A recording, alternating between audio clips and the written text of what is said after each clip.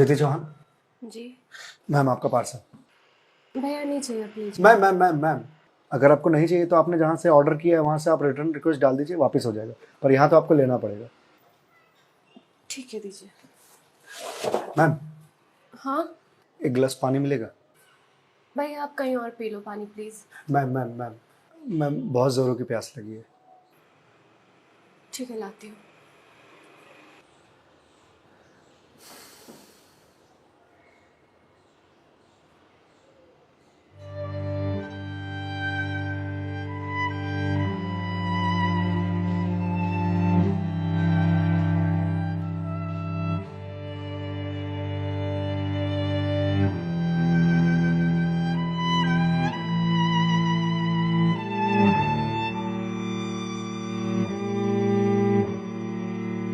लीजिए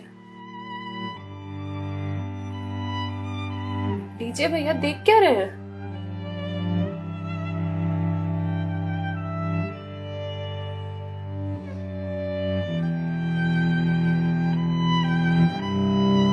मैम आपको कोई दिक्कत है? मतलब आप किसी परेशानी में हैं? भैया पानी पीकर ग्लास दीजिए आप। मैम छोटा मुंह बड़ी बात कह रहा हूँ, पर अगर आप किसी परेशानी में हैं तो आप मुझे बता सकती हैं।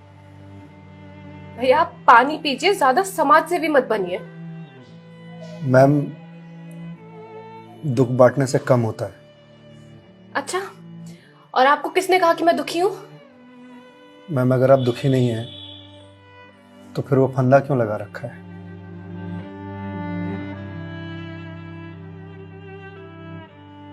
मैम मैंने सुना है खुशियां बांटने से बढ़ती हैं और दुख बांटने से कम होता है। मैम बड़े से बड़ा दुख कम हो जाता है अगर आपके पास कोई सुनने वाला हो। मैम प्लीज़ मैम रोइए मत मैम देखिए, ये तो मुझे नहीं पता कि आपको क्या परेशानी है, पर अगर आप मुझे बताएंगे तो शायद मैं कोई सॉल्यूशन निकाल पाऊँ। नहीं, कोई मेरे लिए कुछ नहीं कर सकता। मेरे पास अब मरने के अलावा कोई ऑप्शन नहीं है। मैम ऑप्शन तो ढूंढने से मिलता है ना। आप एक बार मुझे बताइए ना, शायद मैं कोई जीने का ऑप्शन ढूंढ पाऊँ आपके लिए। क्यों बताऊं तुम्हें? क्या कर लोगे तुम? मैंने बोला ना, मेरी हेल्प कोई नहीं कर सकता है। मैम आप अगर मुझे नहीं बताएंगे तो मैं वैसे भी कुछ नहीं कर पाऊंगा, पर अगर आप मुझे बताएंगे तो शायद मैं कोई हल निकाल पाऊं। और अगर कोई हल नहीं निकला तो आप तो वैसे भी सुसाइड करने जा रही थी, तो जाने से पहले अपना दुख मुझे बताते जाइए प्लीज।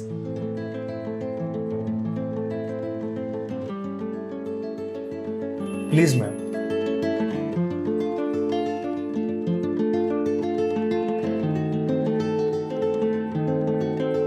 मैं ईएमआईज़ के चक्कर में फंस चुकी हूँ। मतलब मैं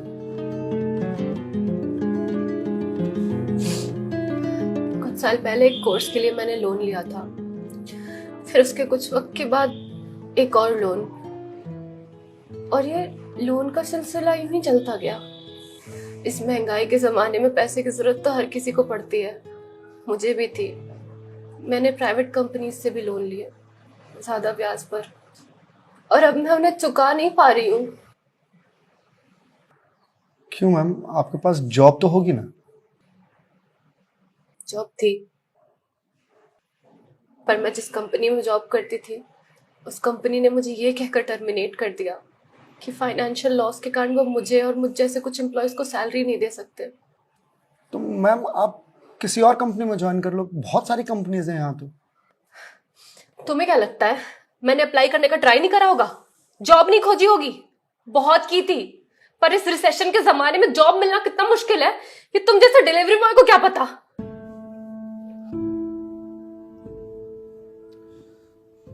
आई एम सॉरी मैम, शायद आप सही कह रही हैं, मुझे इस बारे में कोई जानकारी नहीं।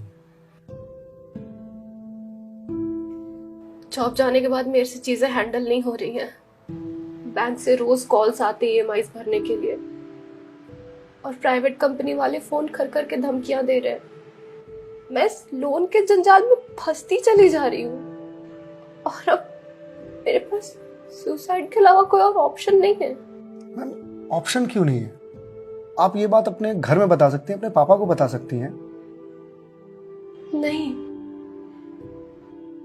मैं ये बात अपने पापा को नहीं बता सकती। क्यों मैम? मेरे पापा रिटायर हो चुके हैं, उनके ऊपर पहले से घर की बहुत रिस्पॉन्सिबिलिटीज है। वो मेरी शादी के लिए पैसे भी जोड़ रहे हैं। मैं उनसे किस मुंह से पैसे मांगू? मुझे पढ़ाने के लिए, बाहर भेजने के लिए उन्होंने ना जाने रिश्तेदारों से कितने ताने सुने होंगे। और अब जब मैं उन्हें ये जाकर बोलूंगी तो लोग क्या कहेंगे? मैम पैसे आपको अपने पापा से मांगने हैं या लोगों से? पापा से लेने हैं। तो फिर अब लोगों का क्या है? लोगों का तो काम है कहना, वो तो कहते रहेंगे। पर मैं किस मुंह से जाके अपने पापा को ये बोलूं? किस मुंह से मांगू पैसे उनसे? जिस उम्र में मुझे उनका बोझ उतारना चाहिए, सहारा बनना चाहिए, उस उम्र में मैं उन पे ही बोझ बनूं?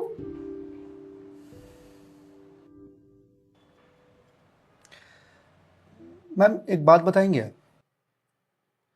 बचपन में आपकी सबसे फेवरेट चीज क्या थी?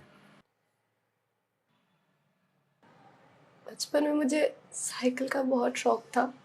तो मैम आपको साइकिल किस एज में मिली थी? यही कोई 8 साल की होंगी मैं। तो साइकिल तुरंत मिल गई थी आपको? नहीं, पापा तो मान ही नहीं रहे थे। बोल रहे थे गिर जाएगी, चोट लगा लेगी। तो फिर कैसे साइकिल मिली? बहुत जिद की थी मैंने, बहुत। खाना पीना सब छोड़ दिया था। तो मैम साइकिल के लिए जो जिद किया आपने, तो शर्म आई होगी आपको? तो मुझे मुझे क्यों शर्म आएगी? पापा है वो मेरे, उनसे जिद नहीं करूंगी तो किससे जिद करूंगी? तो मैम जब बचपन में साइकिल के लिए जिद करने में शर्म नहीं आई तो अब क्यों आ रही है? मैम अभी आपने कहा कि आपके पापा आपकी शादी के लिए पैसे जोड़ रहे हैं, और आप तो यहां सुसाइड कर रही हो। तो वो उन पैसों का क्या करेंगे? या उन्हें यह जानकर बहुत खुशी होगी कि उनकी बेटी ने शादी का बोझ हल्का कर दिया उनके सिर पर से। मैम आपको मालूम है, हमारे जनरेशन की दिक्कत यही है कि हम अपने आप को इतना बड़ा समझ लेते हैं कि हम अपने पेरेंट्स से ही अपनी बात छुपाने लगते हैं। कभी ये कहकर कि पापा मम्मी नहीं समझेंगे, या कभी ये कहकर कि मैं उन्हें परेशान नहीं करना चाहती, या कभी ये कहकर कि हम दोनों की सोच नहीं मिलती है।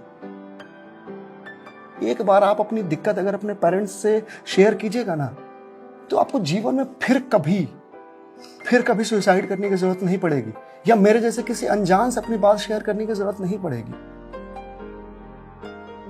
प्लीज मैम एक बार शेयर करके देखिए। उनसे बेहतर दोस्त इस दुनिया में कोई नहीं हो सकता। प्लीज मैम एक बार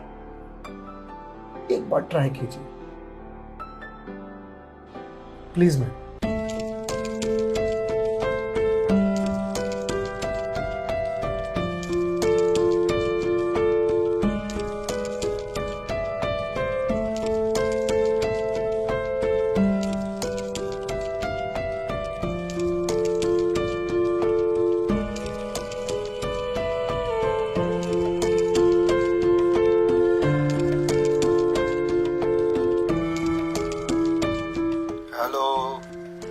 हेलो पापा।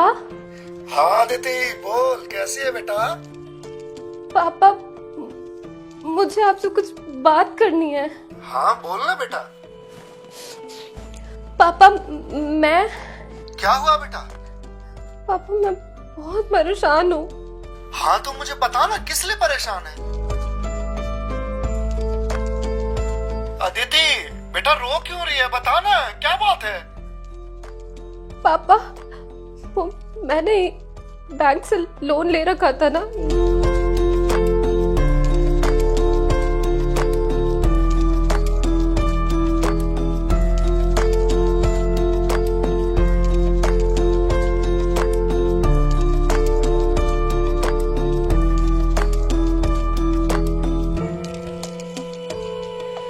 देख बेटा, जो हो गया सो हो गया, तू चिंता मत कर, मैं हूं ना, जिंदा है, मैं काम करता हूँ, मैं कल ही तेरे पास आता हूँ, तो बिल्कुल भी चिंता मत कर। हाँ पापा, आप प्लीज आ जाइए। देखा मैं, आपके पापा आपके एक फोन पर यहाँ आने को तैयार हो गए और आप इतने दिनों से अकेले सफर कर रहे थे। मैम, मम्मी पापा से बढ़िया दोस्त कोई हो ही नहीं सकता। आप एक बार उन्हें दोस्त बना करके तो देखिए। आप सही कह रहे हैं भैया, मम्मी पापा से अच्छा दोस्त कोई नहीं हो सकता है। Thank you. It's okay ma'am, ये लीजिए क्लास। वंस अगेन भैया, thank you so much. It's okay ma'am, bye. Ma'am, जी मेरे पास आपके लिए कुछ है, यहीं रुकिएगा, मैं थोड़ी देर में आता हूँ।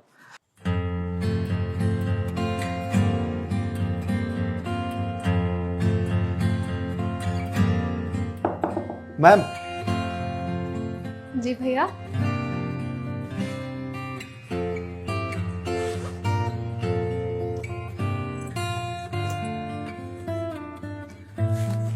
मैम, ये आपके लिए। भगवत गीता? जी मैम। मैम, 2020 का साल मेरे लिए बहुत बुरा था। कोरोना में मेरी जॉब चली गई।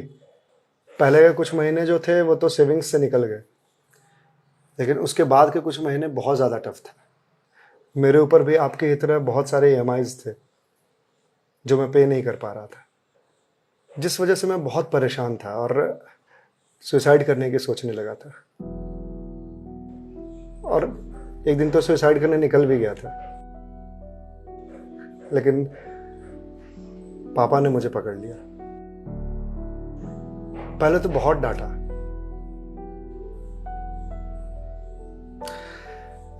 फिर उसके बाद सीने से लगा करके कहा कि तू चिंता क्यों करता है, मैं हूं ना। उन्होंने ही मेरे सारे बिल्स पे किए और उसके बाद ये भगवत गीता दिया मुझे और बोला, बेटा जीवन में जब भी कोई परेशानी आए, किसी चीज का हल ना मिले तो ये पढ़ लेना। इसमें जीवन की सारी परेशानियों का हल तुझे मिल जाएगा। और मैम, वो दिन है और आज का दिन है। आज जिस कंपनी से मैं आपको डिलीवरी करने के लिए आया हूं वो मेरी ही कंपनी है। आपकी अपनी कंपनी है? जी मैम।